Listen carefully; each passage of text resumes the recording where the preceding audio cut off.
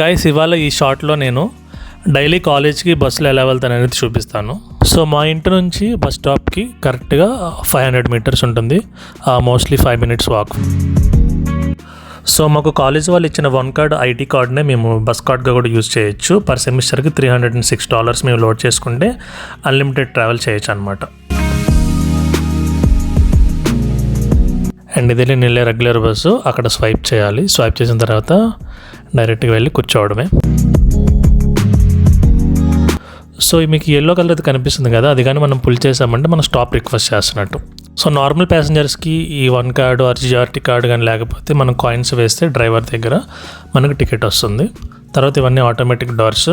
అక్కడ మనకు డిస్ప్లేలో బస్ నెంబర్ ఏంటి, మనం ఏ రూట్లో వెళ్తున్నాం, నెక్స్ట్ స్టాప్ ఏంటి, టైము, డీటెయిల్స్ ఇవన్నీ డిస్ప్లే అవుతూ ఉంటాయి.